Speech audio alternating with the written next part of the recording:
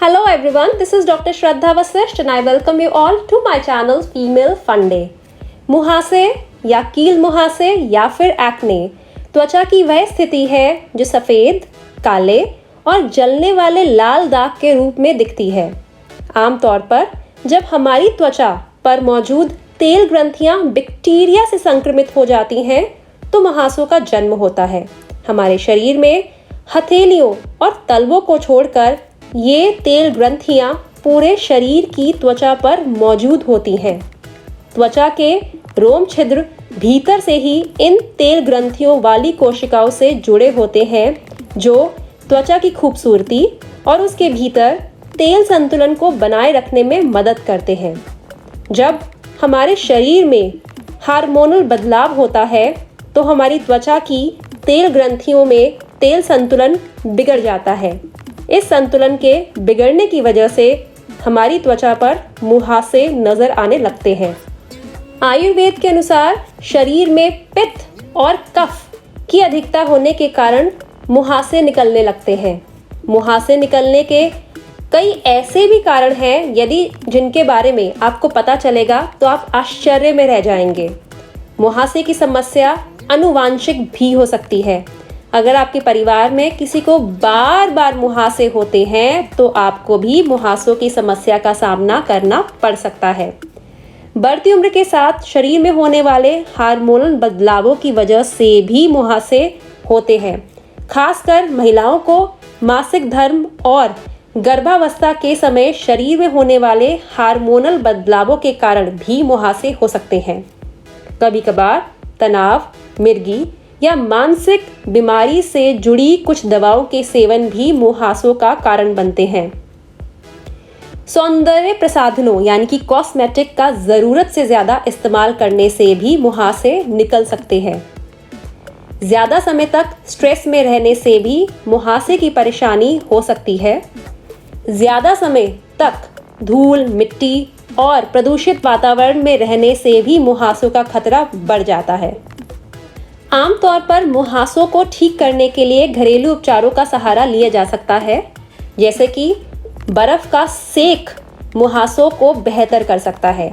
आप एक बर्फ के टुकड़े को साफ कपड़े में लपेटकर धीरे धीरे उसे मुहासे पर लगाएं, लेकिन ध्यान रखें कि आप ज़्यादा देर बर्फ को मुहासे पर ना रखें। मुल्तानी मिट्टी, गुलाब जल और नींबू का पेस्ट मुहासों में काफ़ी फ़ायदा पहुंचाता है। यदि आप मुल्तानी मिट्टी, गुलाब जल और नींबू के रस को मिलाकर एक पेस्ट बना लें और हाथ से उस पेस्ट को पूरे चेहरे पर या फिर सिर्फ मुहासे वाली जगह पर लगाएं और इस पेस्ट को 10-15 मिनट के बाद धो लिया जाए तो लाभ मिल सकता है।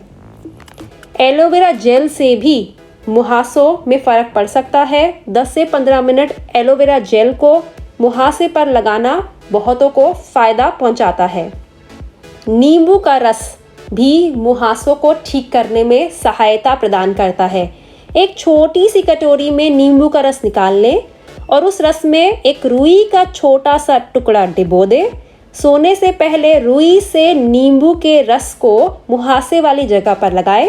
रात भर नींबू के रस को वहां लगा रहने दें और सुबह आप मुंह धो लें।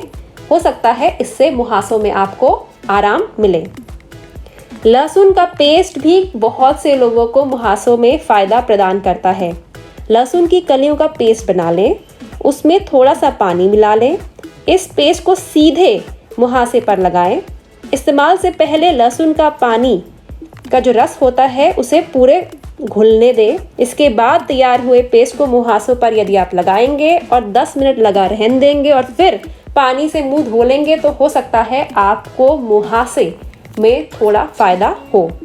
बहुत से लोगों को बेकिंग सोडा के इस्तेमाल से भी फ़ायदा होता है। बेकिंग सोडा में यदि पर्याप्त मात्रा में पानी मिलाकर उसका पेस्ट बना लिया जाए और 5 मिनट इस पेस्ट को मुहासे पर लगा रहने दिया जाए और उसे बाद में सादे पानी से धो लिया जाए तो बहुत से लोगों के मुहासों में कमी आती है।